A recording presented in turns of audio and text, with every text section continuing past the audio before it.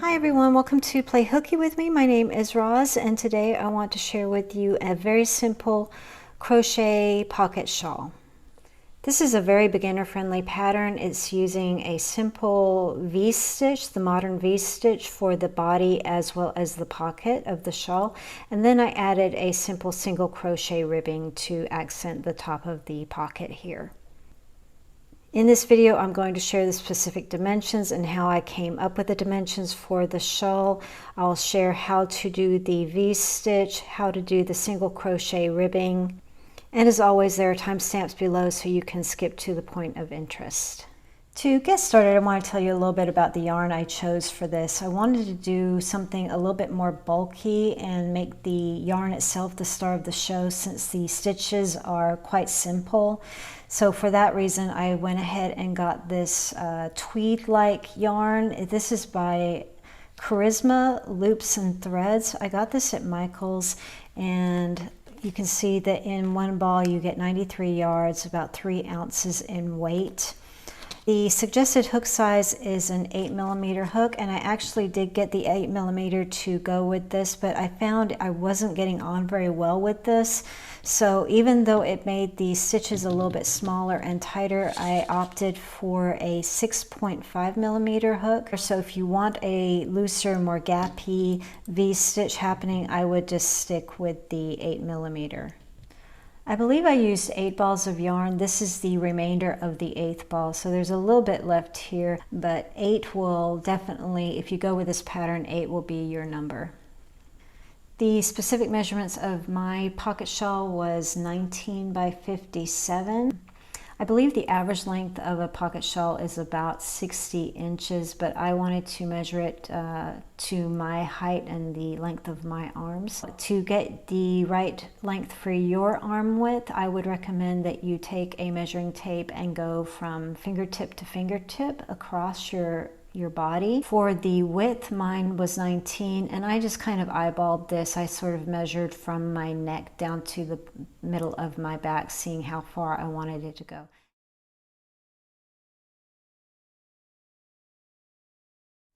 Since the black is not showing up very well on the video here, I went ahead and made a smaller swatch here in a brighter color so you could see the stitches a little bit better. This is called the Modern V-stitch, and it is worked in multiples of 2. Very easy to figure out the dimensions for your, and the stitch count for your personal shawl. So to get started with this, what I would suggest is decide which way you want your V's to be pointing. Do you want them to be going along the length of your shawl, or do you want them to be going down the width of your shawl? I decided to go with the width because I wanted it to be consistent with the pocket. This is sort of a sample I made for myself when I was designing the pocket, and I saw that I had the V's pointing this way, vertical here, to go in line with the ribbing. I wanted that to match the same on the length of the shawl, so that meant I had to do it along the side of the shorter side. I would recommend this anyway because it's easier to do your stitch count. It's much easier to start with a smaller chain for your width than the long chain that roughly comes out to about 150 to 200 chains. If you do decide to do the 200 chains for the longer stretch of the shawl, I would recommend that you get stitch markers, and after every 20 chains that you make, just add a stitch marker. That way it's much easier to keep tally of your count, especially as you start building. Okay, tip number 2, and this is a big one. I would recommend that you use 2 different size hooks for the chain versus the stitches. I would say to go at least 1 hook size larger for your chains, and then move down to the smaller size for your stitches. For example, for my chains, I did an 8mm hook with my chains, and then I went down to the 6.5. I didn't have a 7.5 on hand, but the 8 was just fine. When you're working with the V-stitch, this particular V-stitch that I'm going to show you now, it's worked in multiples of 2. For my width, my specific chain count was 44.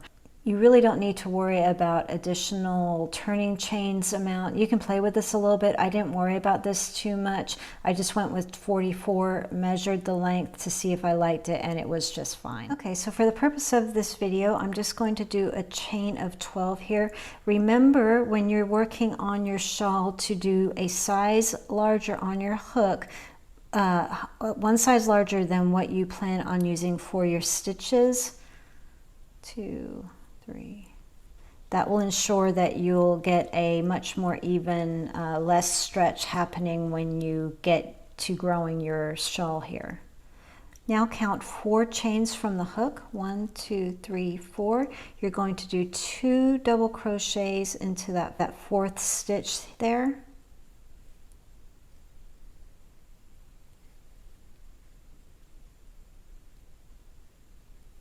Okay, you've created your first V-stitch, and you also have your first side created. Each row is going to have a double crochet side on each end.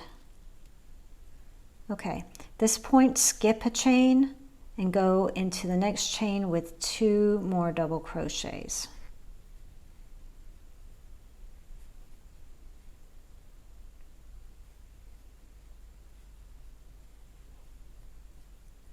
Skip a chain, 2 double crochets in the next chain.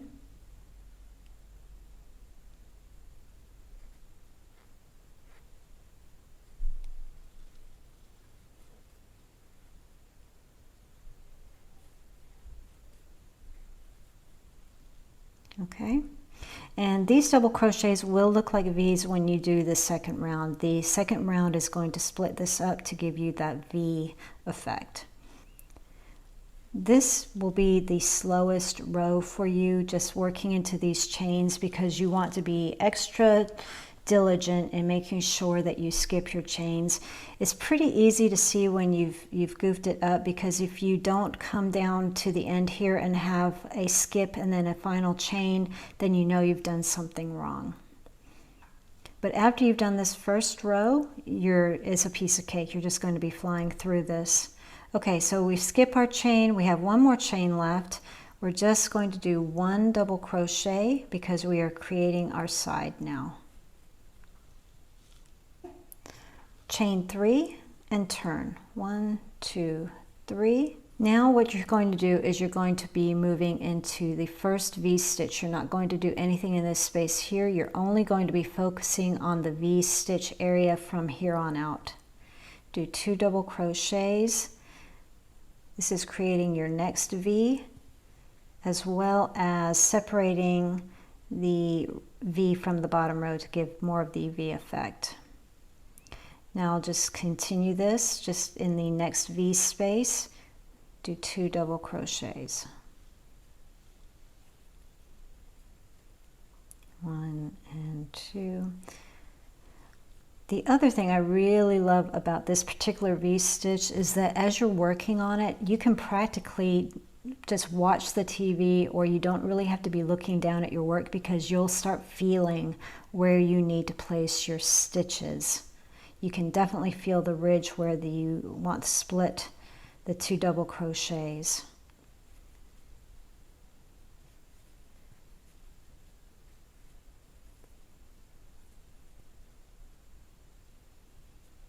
Okay, we have 1 more.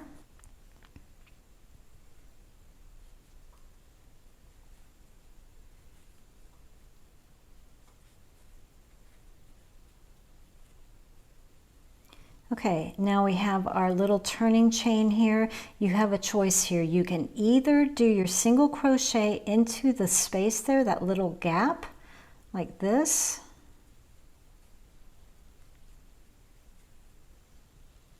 Okay, or you can go into the top chain there to complete your double crochet.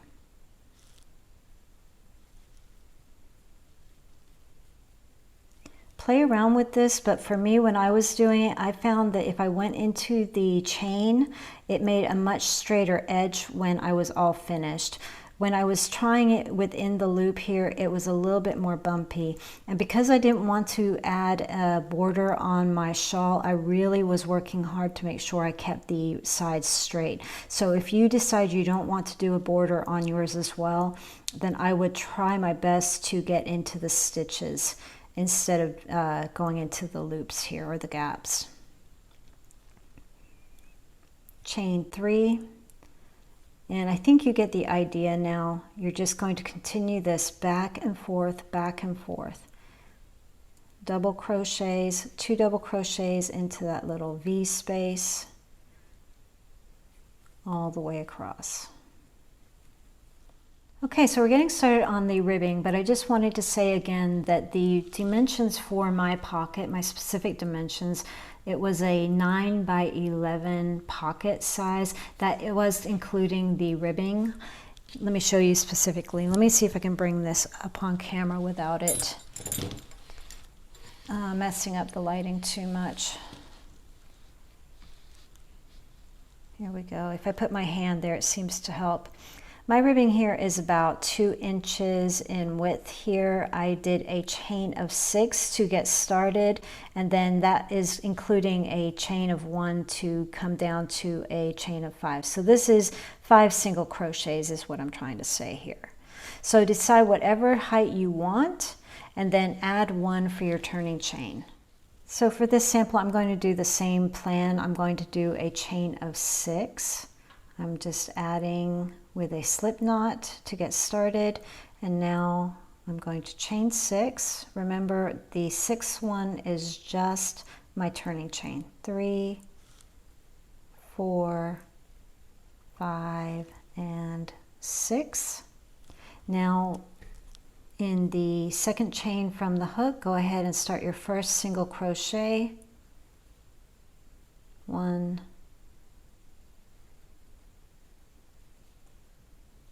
2, 3, 4, and 5.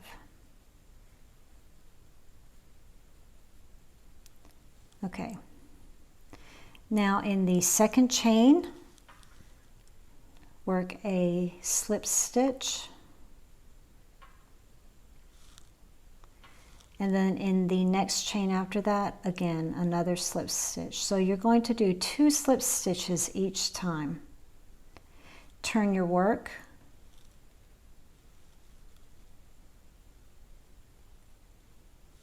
Okay, take your time with this. Counting is very important for this. You're always going to want to keep an eye on your count because it's very easy to confuse your slip stitches as the chains on your ribbing here. We're working in the back loops only, so you're going to have to also just really keep looking, like twisting it towards yourself to find that back loop. So what I like to do is I like to eyeball it and count from the top down. 1, 2, 3, 4, 5. So I need to start here. Working in the back loop only. Do 5 single crochets. 1, 2,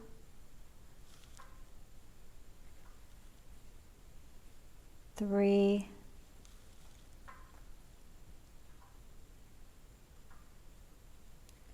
4, and 5. Chain up 1, turn. Okay, again, look for your 5. 1, 2, 3, 4, 5. Very difficult here at the tip to make sure you get that. That's why counting is so important. Working into the back loop only. Count down to your 5. 1, 2, 3, 4, and 5. Okay. Now you can see that it's stretched a little bit, but this was already worked into. I already have a slip stitch in this little stitch here. So I want to go into this next one that is free of any work in it and do a slip stitch, and then into the second one. Remember, you're always doing 2 slip stitches. Turn. Okay, counting from the top down, 1, 2, 3, 4, 5. Doing 5 single crochets. And you're just going to keep repeating this all the way back and forth down your pocket, across your pocket. Then, and the key here is just to take your time, chain 1, turn, take your time and really twist it to see where your loops are. 1, 2, 3, 4, 5. Takes a little bit of patience, but it's worth it. I promise you, it makes such a lovely effect. But seriously, if this is too fiddly for you, omit it. If you're using, like I did, if you're using a dark yarn or something that's very textured, you're not going to see the stitches all that much anyway, so don't sweat it. Okay. And we're back down to the base here. I have a stitch already in this one, so I know to go into this very clean stitch with a slip stitch, 1, another, and repeat the process. My camera is about to die, so I'm going to leave you to that, and I will be back towards the end. Okay, if this is too fiddly with this sitting in the front, just go ahead and remove your hook and just slip it to the back like that to get it out of your way. Okay, 1, 2, 3, 4, 5. Working into the back loops. 1, 2, 3,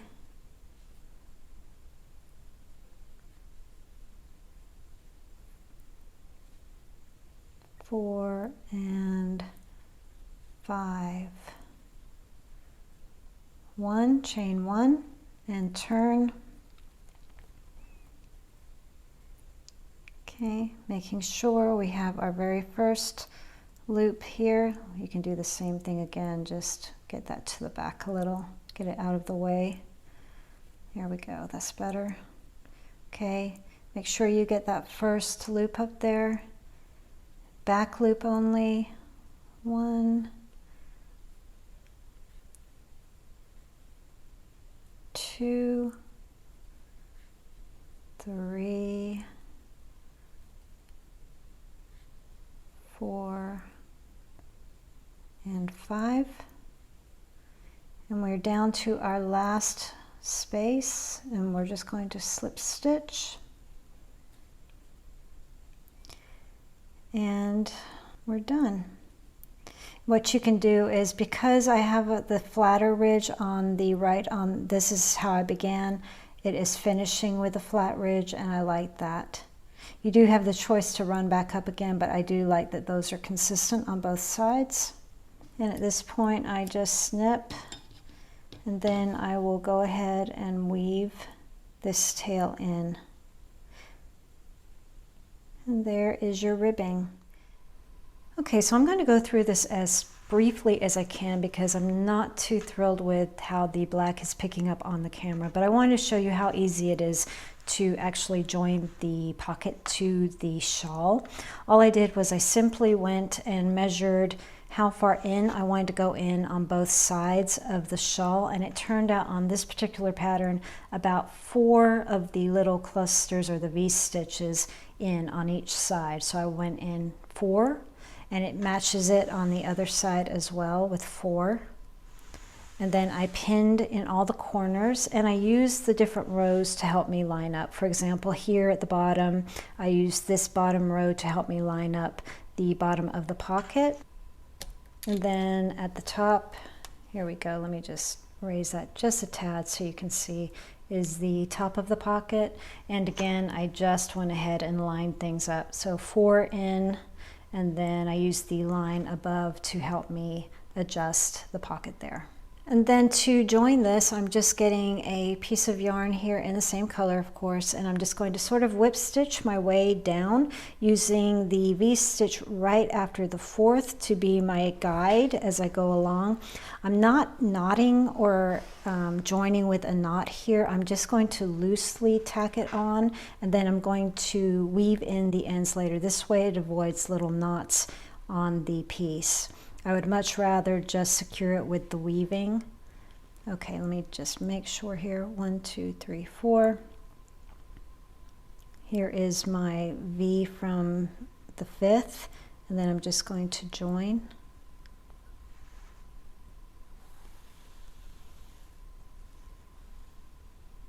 Give myself an ample tail here, make a nice long tail to weave in. And now I'm just going to work my way down the edge. And with each row, I just make sure I'm going in to the same spot, taking that first V,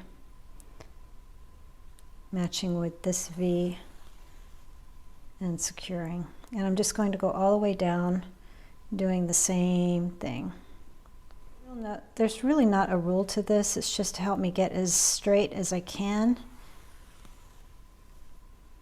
And as you can see, the yarn completely disappears. 1, 2, 3, 4.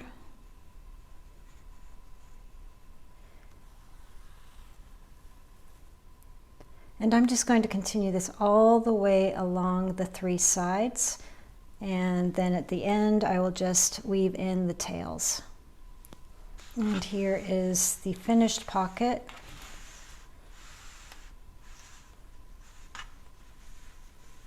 Hopefully you can see that. Okay, and one final thing before I sign off, I just wanted to suggest another idea, and that is to add a button to your pocket. This is a significant button, it's pretty big, but it still can slip through, so you don't even need to worry about a buttonhole.